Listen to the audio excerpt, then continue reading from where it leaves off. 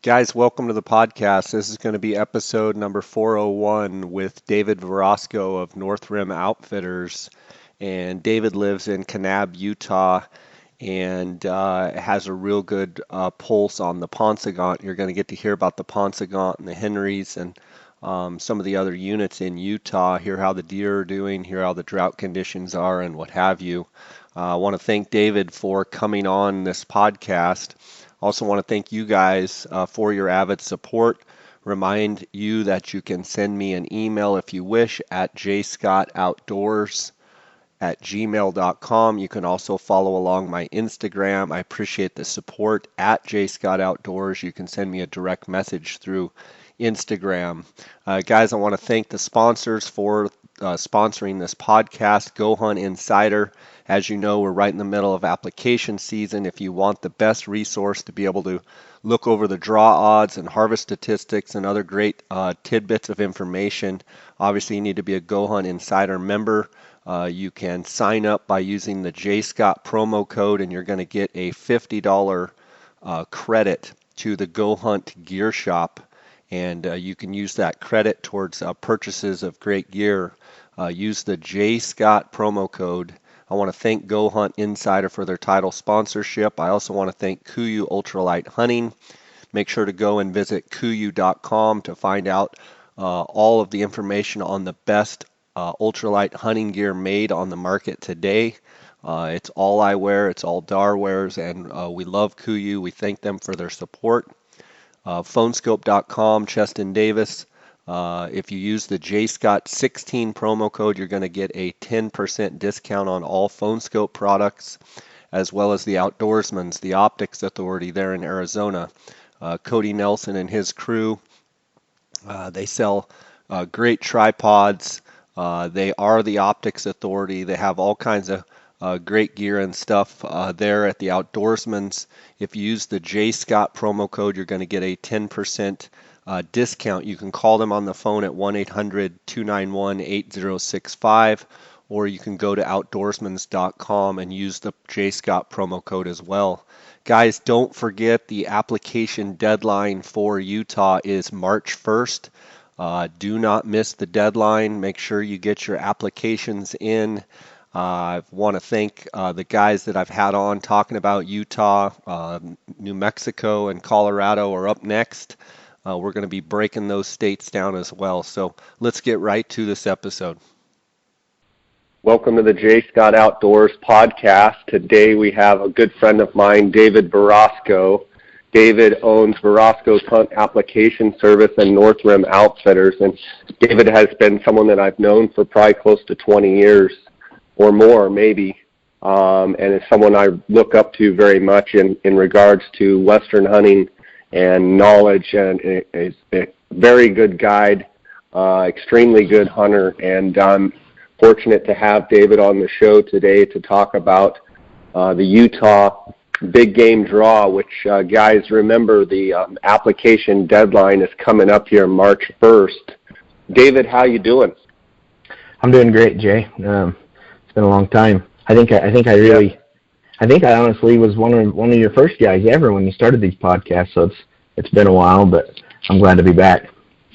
Yeah, I always got great feedback on our first podcast we did, and been trying to corral you a little bit. Our schedules have been a little bit hit or miss here and there, but I'm anxious to have you on the show today.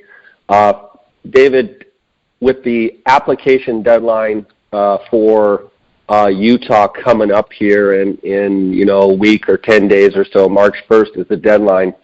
As far as moisture goes, what does it look like for southern Utah?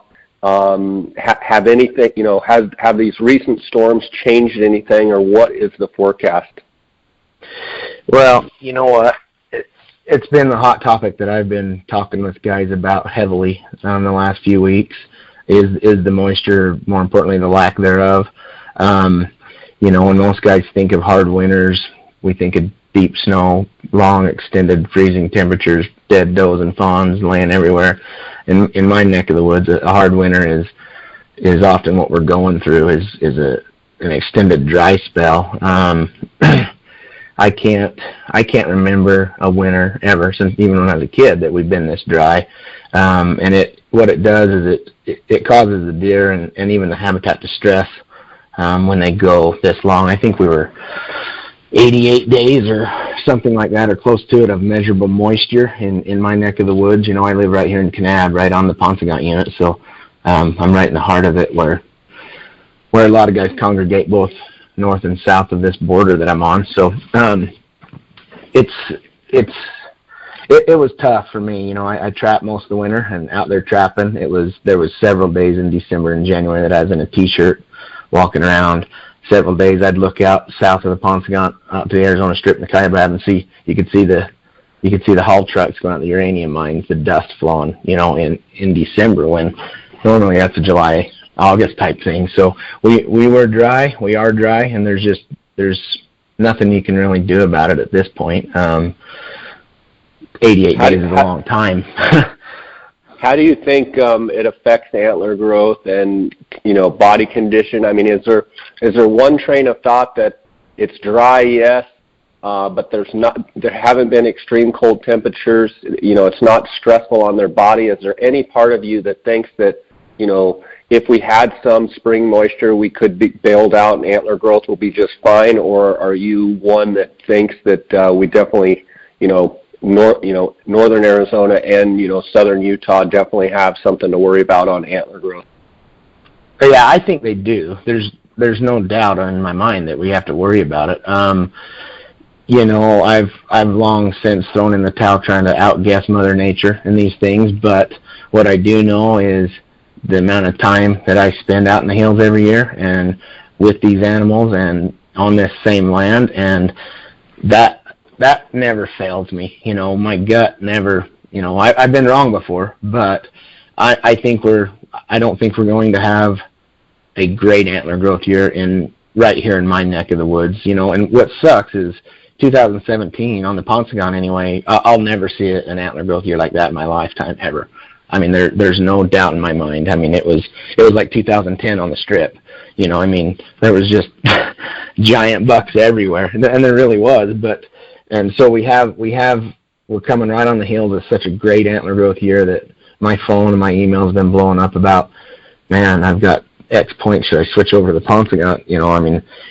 Last time we talked, I've been preaching the Paunsaugunt before it was cool. You know what I mean? Because I could see it. And we have a phenomenal wildlife biologist, Josh Pollock. We have a phenomenal field office at the BLM here in Kanab, led by Harry Barber. He's got some great guys, and he's got some great initiative, and he's doing things habitat-wise that, in my opinion, is unprecedented. I'm sure there's projects like that in other western states, but I get to see it firsthand here. These mastications that they're doing, the reseedings, they're going to town for, and they're doing it for the range to be healthy, but they're doing it for the cattlemen, for the hunters. They're doing it for all the right reasons. And Josh he's a Southern Utah boy that he understands and appreciates and has a passion for giant deer. I was out doing some looking with him earlier this year. He told me, he says, man, I just really want to make the Paunsaugunt the premier unit in Utah again. I want, nothing against the Henrys, but this is the goal, and he's doing it. He's doing it with different strategies, with different opportunities, with different tactics, and it's that coupled with what the BLM doing, in my opinion, is what's really turning this thing around. Now we're seeing the fruits of maybe what some of us were preaching 5-6 years ago. So it's disheartening for me to see all this hard work and then Mother Nature deliver us a hand of a really dry and stressful winter.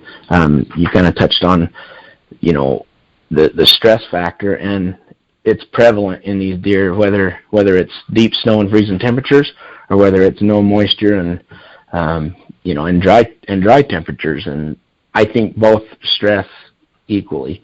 And I see it. There was times I'd roll up on an old cattle pond and it'd be down to just tumbleweeds and puddles, and there's 10 or 11 deer bedded on the dike, and there's 3 coyotes 50 yards away from, laying down on their bellies, not even actively hunting the deer, but they're staying by water too. I come across more coyote kills, more lion kills this year because it was easy targets. They were huddled around any source of water this winter. So, like I say, and you can see it in their eyes. I mean, you can see it. They're stressed.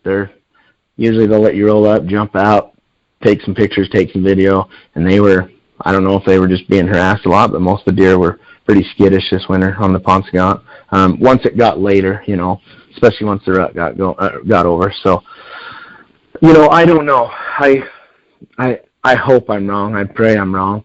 I don't think it's going to be doom, gloom, devastation, but, I think we're going to have a slightly below average antler growth year here. But the springs could turn things around. I mean, we rebound pretty quick ourselves if we've had a rough patch.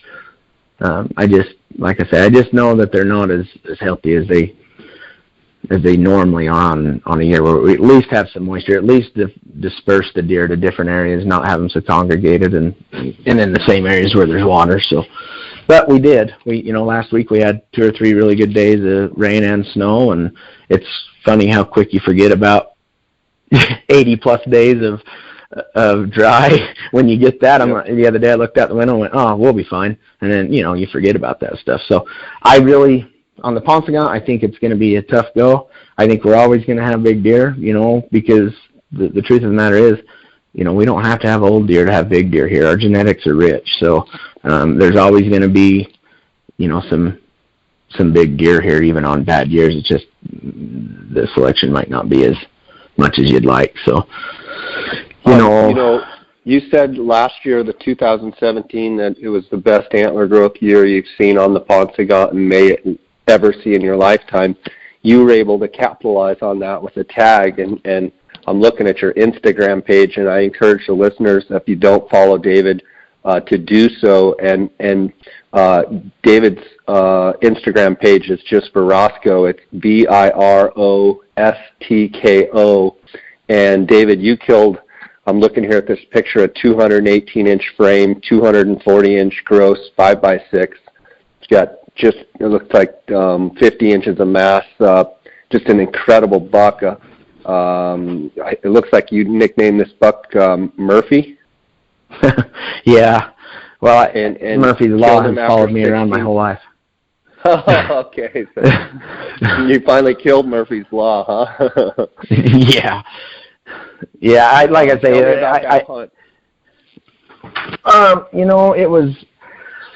it was pretty stressful, to be honest with you. I had, we never take more than 3 archery hunters a year on the Paunsaugunt, never more than 3 muzzleloader, never more than 4 rifles. So we keep our business more about quality than quantity.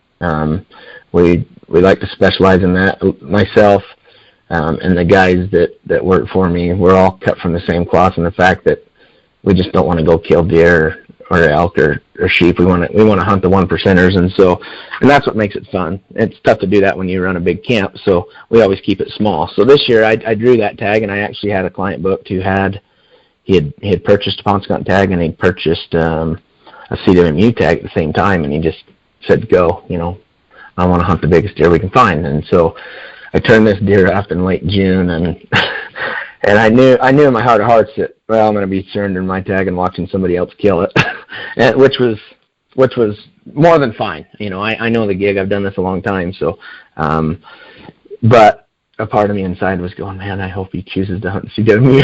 and the longer it went and the further it got, I was totally honest with him, showed him all the trail cam pictures, showed him what little bit of video we were able to get of him. The buck lived in a really nasty spot, and ultimately the guy's a stud that I had booked, and he had a giant deer on the CMU as well. And I told him, I said, man, I really honestly don't think we're going to kill this deer. Where he is, it's going to be tough.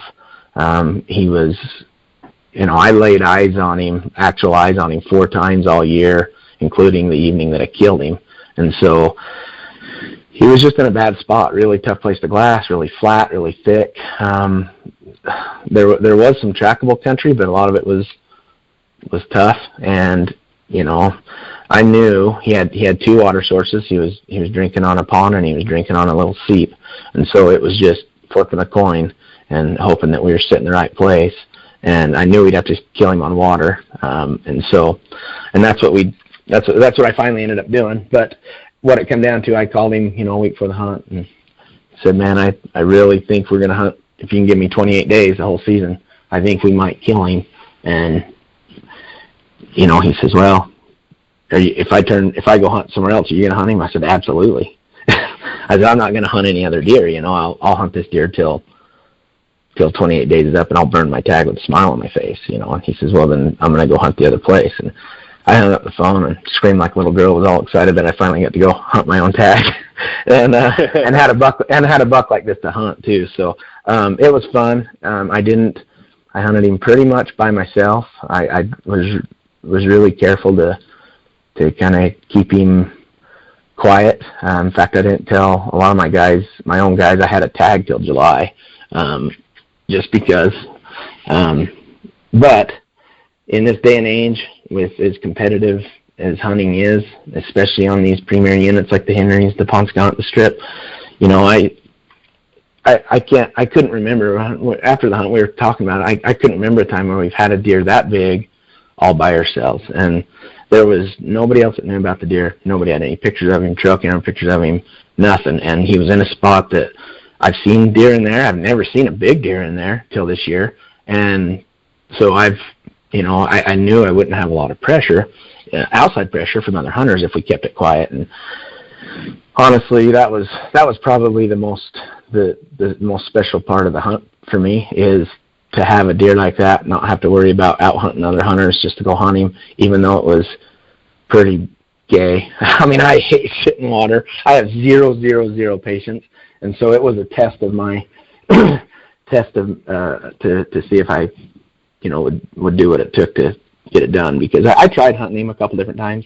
I tracked him down the one day, jumped him like at 40 yards with a flipping bow in my hand. I was like, this is worthless, So, I mean, it was just a tough deal for me personally to just sit there. But he finally, like I said, after 16 days, he finally came in, and you couldn't have scripted it any better.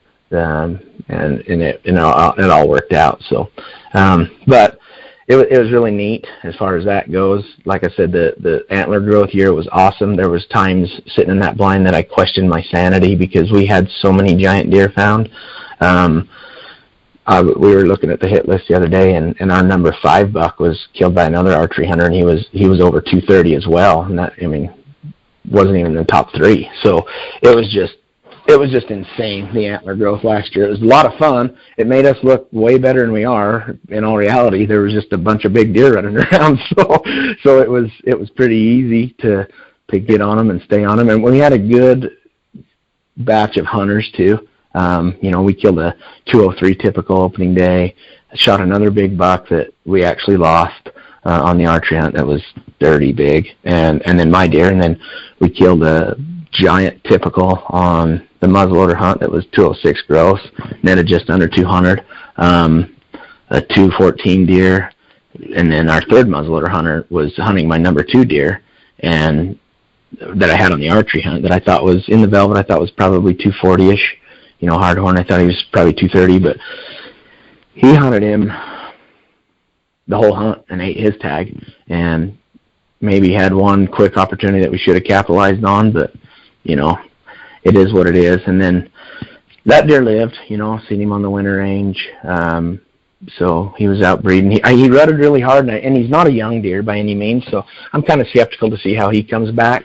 Well, only time will tell, especially with this drought. But it was a lot of fun last year, as far as summer scouting, archery, and muzzleloader. The rifle hunt, it was one of the worst 9 days of my life on this unit. It was brutal. It was really tough. It was really warm.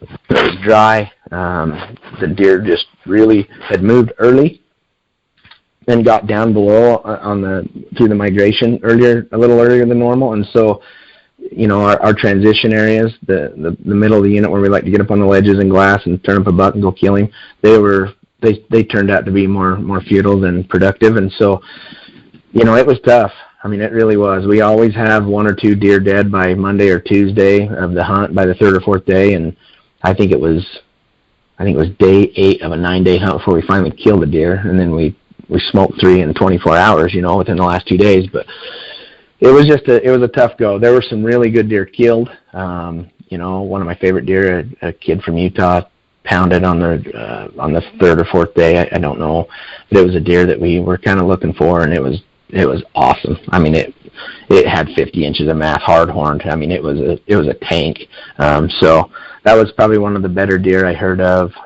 getting killed on the rifle hunt. But like I say, the good thing about a tough rifle hunt was the carryover it produced, which is the saving grace for the drought we're going through right now here in the winter. So there's a lot of good age class, a lot of good solid bucks that made it through that have potential to really be something next year. So moving forward, even with the drought conditions on the Paunsaugunt the way it is, and let's just say it's an average or below average year on the Paunsaugunt, moving forward with the strides that it's made and the habitats made and such, and the age class and what have you that's come back, I mean, are you super optimistic if they keep tag levels, everything the same, that over the next 5, 6, 7 years, obviously, the Paunsaugunt obviously is back, but can it maintain and can it sustain, the level that you're hoping for? Yeah, I have extreme faith in that. Again, because of who's, in charge of kind of running the show, who's over this deer herd, Josh Pollock, the guy's a stud, and he has big vision. He understands. He's firm in his commitments, and he listens too. I mean, we have a little committee here, myself, White Heaton, some of these other guys called Friends of the Paunsaugunt, and we attend a lot of the RAC meetings and stuff, and really push for what we want to see get done. And before we ever do that, we counsel with Josh and kind of see what his picture is, and it's just a really good working team, because you have guys that spend 200 days out in the hills on this unit that understand the deer and understand what they're seeing, coupled with Josh, who's extremely knowledgeable in wildlife management and biology. And so I do see the future just going really good. I don't think it's going to be mismanaged with numbers. If anything, I think it's going to grow with opportunity. Case in point, there's a new cactus buck hunt this year on the Paunsaugunt, which I've been jumping up and down on the hood of my truck for years to do, because we have a lot of cactus bucks for whatever reason. I mean, on any given day, you can go out and at least see 2 or 3. I've videoed as many as 9 in one herd. And so there's an epidemic of cactus bucks, and Josh recognized this and saw it as a great opportunity to maybe give some more tags, and let some guys come and kill some of these deer, because there's some that are freakishly giant and odd looking, and guys want to pound them, but most guys don't want to wait 20 years, draw their Paunsaugunt tag to shoot a stag. And so in a way to, like I said, give more opportunity, get people down here, maybe get these deer out of the herd, and more importantly, scientifically research what causes this. Now there's a cactus buck hunt, a stag hunt on the Paunsaugunt, which is awesome. So I know there's a lot of guys that most of the guys I've been talking to the last few weeks about, applying for it, it's usually their kids or something.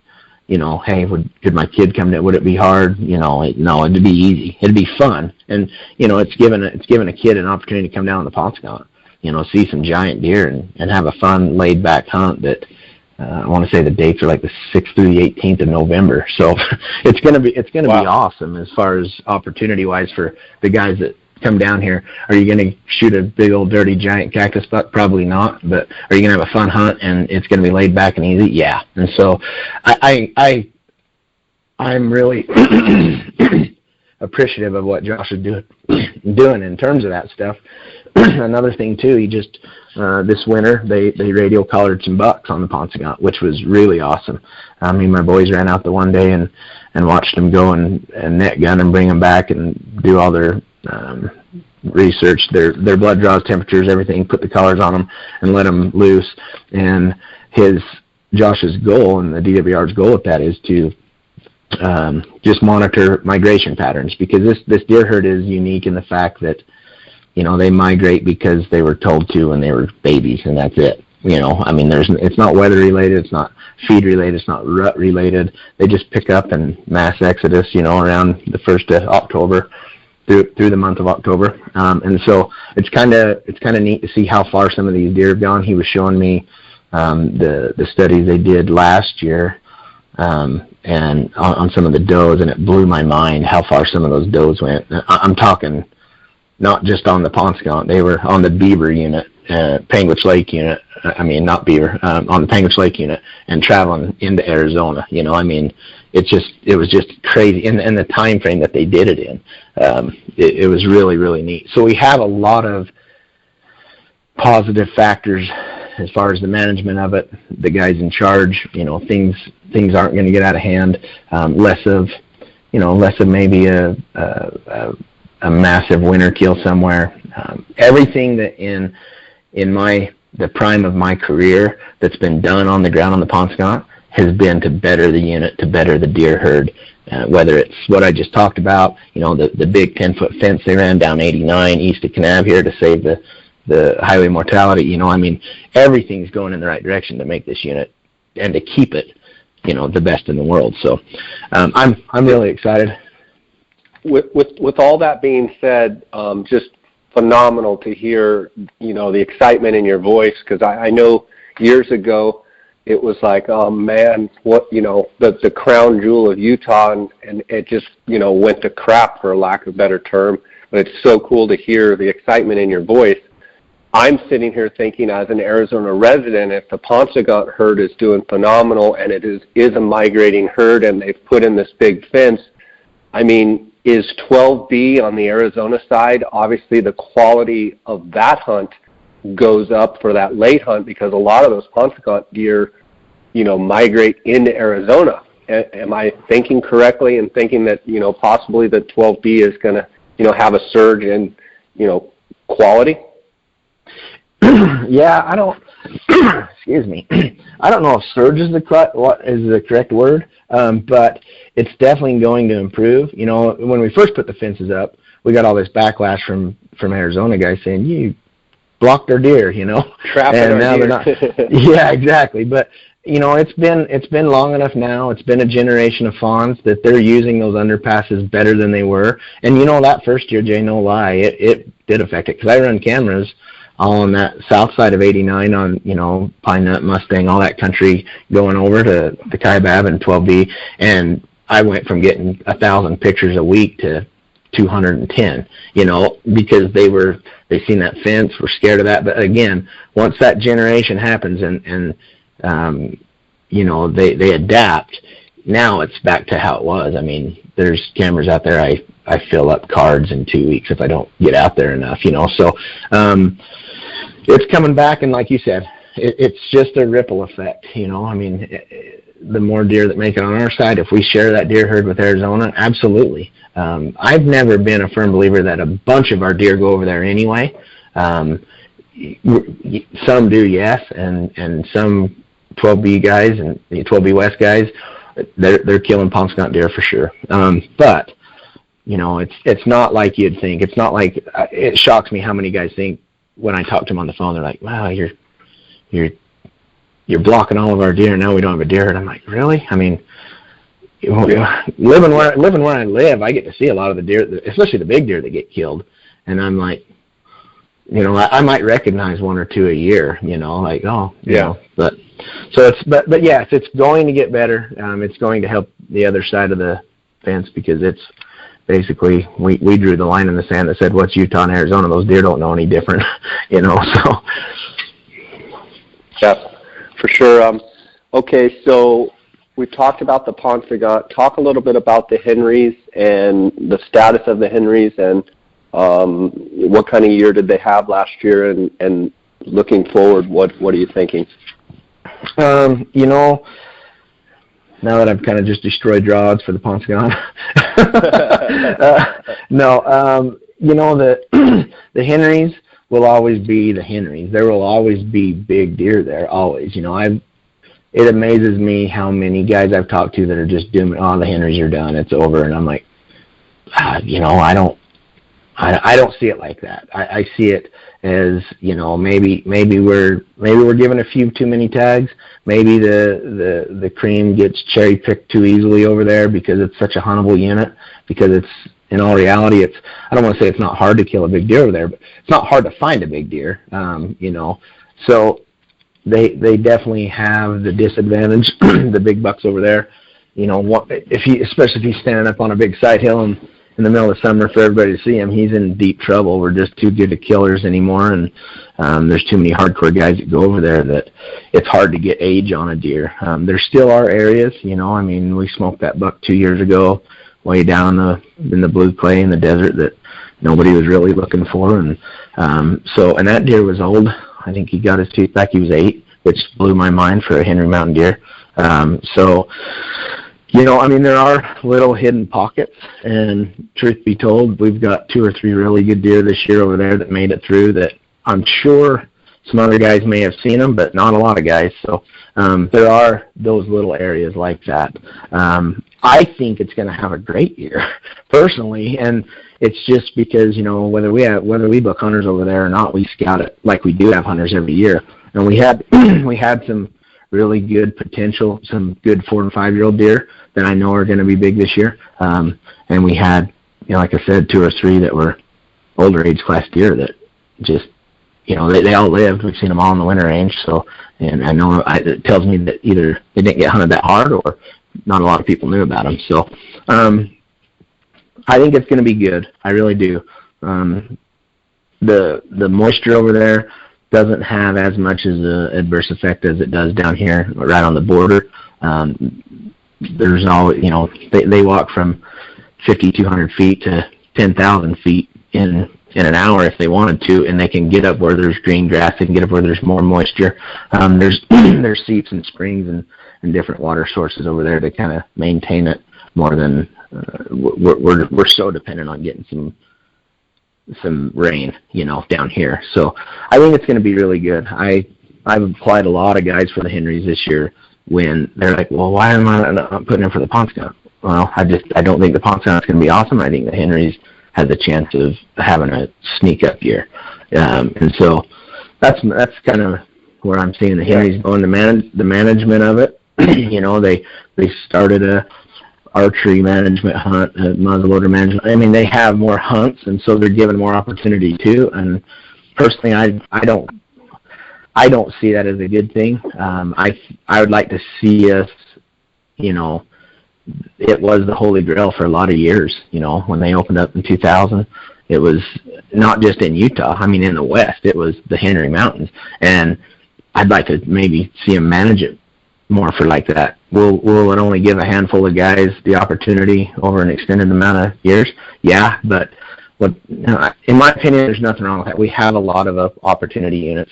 We have a lot of other places where guys can go burn their points and go hunt and have fun and have potential at big deer. We don't need to make the Henrys an opportunity unit, in my opinion. And so I'd like to see them throttle it back a little bit. I'm not over there managing it. I'm not trying to keep with their age class of their buck to doe ratio, so it's easy for me to sit out here and say that, but that's just a personal opinion. The one unit that I think is going to really shock and awe guys this year is the Oak Creek, the Fillmore Oak Creek area.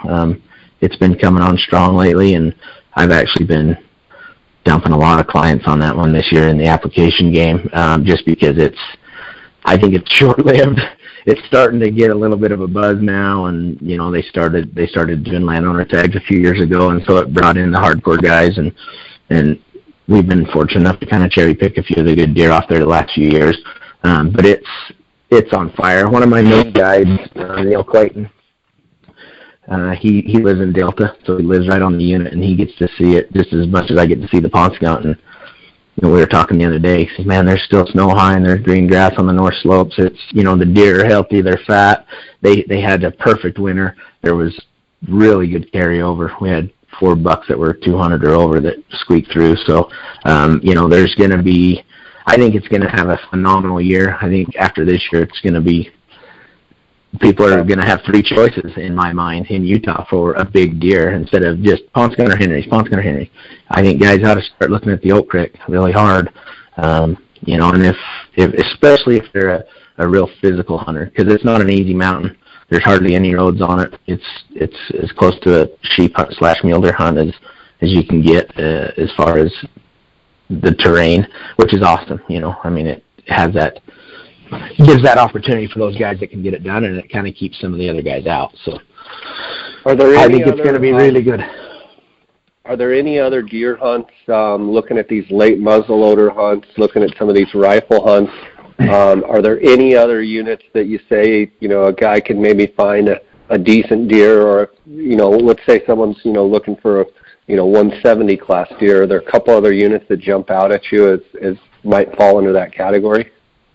Oh, for sure. For sure. I mean, our general season hunts, in all reality, they smoke our limited entry hunts in terms of size of deer, in terms of number of size of deer even. I mean, there's some of the best deer we kill. Our governor's tag deer hasn't been killed off the Henry's or the Ponscot in a lot of years. It's come off general season units. Granted, it's a general season unit that might be loaded up with some private where a deer can get old, but, there's those late muzzleloader hunts I think are awesome in the fact that it gives guys opportunity. You're not just solely going for Ponscot Henrys. Your limited entry points on those late muzzleloader hunts are applied directly for those hunts in particular. Even though they're a general season unit, the DWR deems it as a limited entry experience.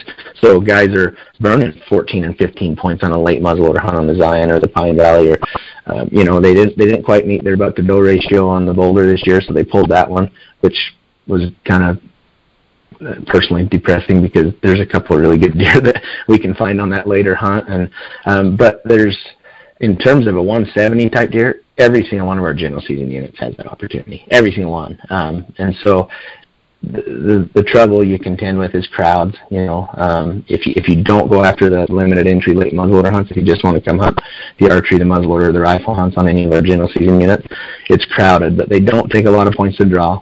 It's something you can draw 3 or 4 times in a 12-year period, 15-year period, to where you can come back, put boots on the ground, gain more knowledge, as close to the old school, family hunts, big camps that you can get if you get it right with a group of guys, and you can start figuring stuff out. I mean, there's some really good hunting opportunity-wise and some really good bucks to be had on our general season units. So I definitely wouldn't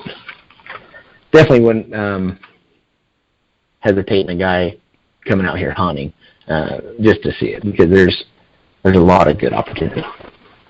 David, I know you have limited time this morning. Tell me a little bit about your application service and how you perform your application service. So basically, it's kind of modeled after a lot of the ones that are out there now. I've been doing it for a lot of years. Never really hung a shingle on it or solicited it much until a few years ago. Just decided that I've got a 10-year-old boy and a boy that turns 9 here in a few days in the house, and a light went off one day, and I've got the best 10 years of my life ahead of me with those boys. So I decided to make a run with it. But it's a small run. My business model is different than most of them out there. I want less is more to me. The Jerry Maguire approach, fewer clients, less money, that type of thing. But enough to pay the bills and experience, like I said, the best 10 years of my life, my boys here. So that's why I decided to do it. It's something I've had a passion for. My dad never really hunted out of state growing up, and the minute I turned 16, I was burning tires off trucks just to go see this stuff. So I've always had a desire for research and to see if the grass is really greener on the other side of the hill. And so I've just taken that passion and what I've done the last 20 years of my life and turned it into a business. So the way the application service works is we sign you up as a client. We take care of all your applications for you. We apply in 20 different states, a handful of states east of the Mississippi, all western states, Alaska included. And it's whatever level you want. I have guys that do a few states themselves. We handle the rest. I have guys that just want some consulting and some advice that are members. And then I have guys that it's out of sight, out of mind. They fill out the portfolio application for them. We build it for them and spend a fair amount of time on the phone with them during those first 3 or 4 conversations to get some knowledge of who you are, what your goals are, where you want to be hunting in short-term and distant future, and we construct those portfolios based off that individual's goals. I can tell you there's not two application portfolios in my system that mirror each other. Everybody's different. Everybody wants to do something different, and so the customization, the personalization, that's what we excel in. You pick up the phone, you drop me an email, you're going to get me, and I'm going to take care of everything that you need taken care of, whether it's in my wheelhouse or maybe a little bit outside my comfort zone. We'll get it figured out. So the knowledge we have internally with a couple of my working partners is great. Speaking of which, I've recently went into business with a couple guys and we developed an app called Basecamp, which is a mobile app that's on your phone that you can have all your draw odds at your fingertips. We expanded it to the realm of some other neat features. We have a storefront where we sell hunting apparel, optics, gear. We're coming out with our own line of dehydrated food. In fact, that'll be out in about 2.5 months. We went through all the testing, USDA, everything. We're working on packaging right now, really similar to Mountain House, but it's built to taste better, to be cleaner for the hunter. With the big push that everybody's doing with the fitness and the hunting, there was nobody really capitalizing on that. So I'm excited to get that out there. Basecamp has all the draw odds you need currently right now for Utah, New Mexico, Wyoming, Idaho. In the next 2 weeks, we'll have Colorado and Oregon out. But it's been a lot of fun, and it's something that it's absolutely free. Go to the App Store. You can download it. You can have all the draw odds at your fingertips. We have the storefront where you have everything there. You can build your profile, keep track of your points. It's kind of the total opposite of what I do with the application service, but there's a lot of DIY guys out there that just want to know the knowledge themselves. So we were doing the research anyway and just decided to maybe hand it over to the guys that just needed that little bit of edge to get out here and get applying and get some tags in their pocket, come hunting. And so there's a lot of exciting things going on, with what I'm doing personally. Basecamp's just one of them. The application service is something that I've been extremely proud of the last 2 years. It's grown way more than I ever anticipated. I really think I'll hit my goal clientele-wise by probably the end of this year, and then I have a couple other guys that I think are going to come on and just add to this thing and make it be better. Again, the business model with what I have with Virotsko's Hunt Application Service is personal attention. So if we do bring another guy on, he's gonna have his clients, and they're gonna have him too, and vice versa. So it's no longer you're gonna call in somewhere and get somebody sometimes, somebody another time, be bounced around. You're gonna have a personal, consultant that is taking care of all your hunting needs, and right now it's been a lot of fun. So I'm excited. We drew some phenomenal tags last year. I already drew a dull sheet tag for one of our guys this year in Alaska. We've got it stacked to where this personal attention allows you to really get strategic with the guy's points in his portfolio, not just blanket apply them. The reason we draw so many tags is because we really look at it. We spend time on the phone, which, if you had 500, even 500 guys, I don't know if you could get it done. I mean, this keeping it smaller is a lot of fun because we're drawing tags and booking hunts and watching big smiles in the fall, So I'm excited about it. Good stuff. Your guide service, North Rim Hunts, what exactly do you guys guide for in the state of Utah? Every animal, or yeah, pretty much.